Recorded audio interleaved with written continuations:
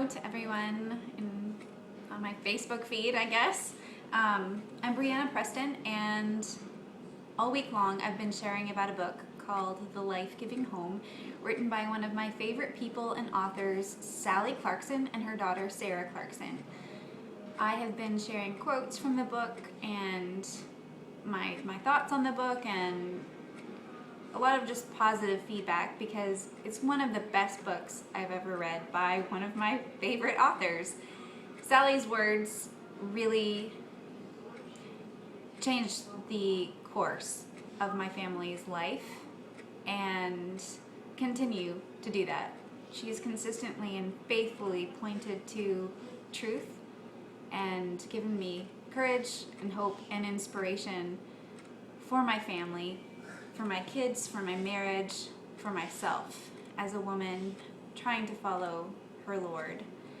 I wanted to film this video because I was thinking about how I felt several years ago when I read some of Sally's books, or even just read the titles of her books, and thought, oh yeah, that sounds really nice and everything, but that's not for me and that's not for my family, because my family isn't this nice, pretty family that has everything sort of neat and tidy and organized. And I don't just mean like things, I mean like our lives are not neat and tidy and organized. And all of that sounds really lovely and wonderful, but it's not for me. And over the last few years, that has really been amplified in our lives. We've had some really significant struggles and difficulties, and I've also learned over the last several years that a lot of women all around me, moms, wives, sisters, daughters, single women, are really struggling. And a lot of things we just keep hidden because they're not things that are, polite everyday conversation. Things like mental illness or serious disease, or relationship struggles between husbands and wives, or relationship struggles between parents and children, having children who walk away from the things that you have most wanted them to believe, the things that you've tried to teach them since they were tiny. A lot of heartbreak and brokenness and darkness and trials and difficulties and pain and messes. And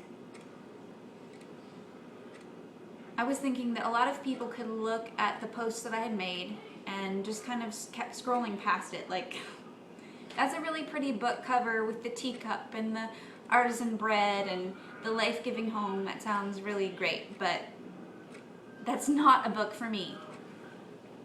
And I just want to take the opportunity to tell you that actually this book is maybe more for you than the person who looks like everything is all together and all you see in their life looks like a Pinterest board. The Life-Giving Home it's not a book about how to bring Pinterest into your house. It's not a book about how to make your house look like a magazine cover.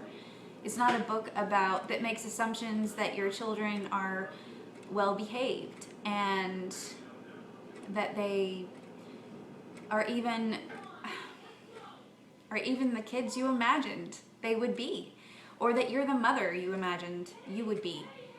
It's a book for people who feel broken, who feel lost, who feel like, I don't even know where to start to try to rebuild my family or regain vision or ideals that I held before I had children or my children were small, etc. And I think that for me, a lot of my visions and ideals, I was a great mom before I had kids. I was a great mom when my oldest child was just a baby and everything about him could be controlled. But as they got older and they were just human and I was human, all of that really fell apart. A lot of my visions, my ideals, my thoughts about what it would look like and how my children would be and how my husband would be and how I would be, it didn't match at all And I found that there was a lot of struggles that we walked through, that my house was a million times messier than I ever thought it would be. And I couldn't keep up with the mess, and I couldn't keep up with all of the things that I thought I should be doing as a mom. I dealt with regular feelings of frustration and failure and disappointment. And my husband and I were two humans married to each other, and we had disagreements, and we had significant periods of conflict and difficulty and darkness in our marriage and our relationship. And nothing really went the way that I thought it would go.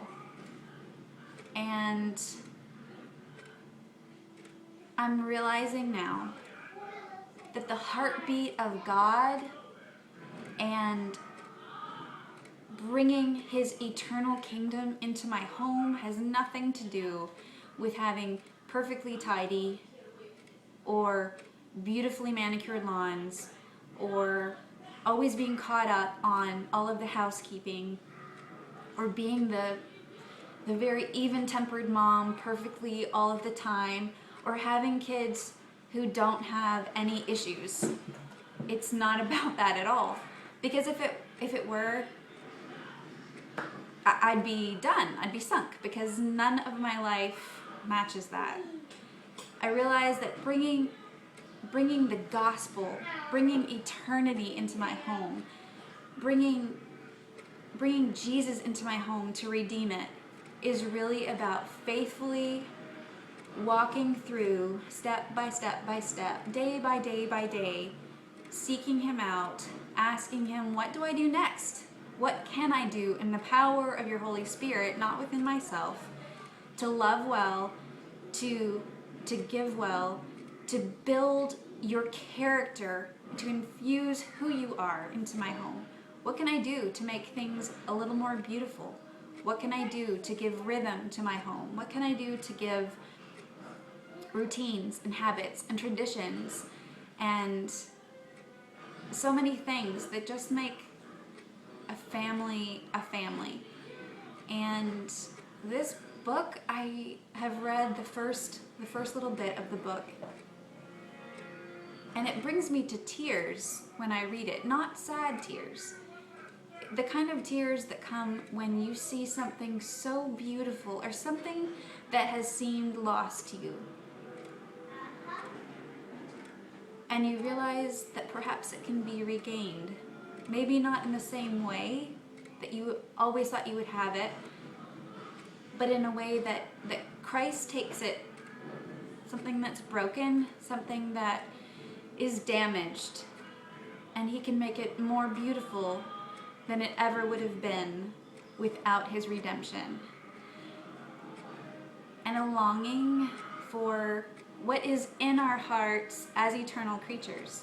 A longing for beauty, a longing for a place of where we belong, a longing for something that gives us a sense of history and place and culture. And I just think about single moms. I think about moms who have special needs children. I think about moms who are in really difficult places in their marriage.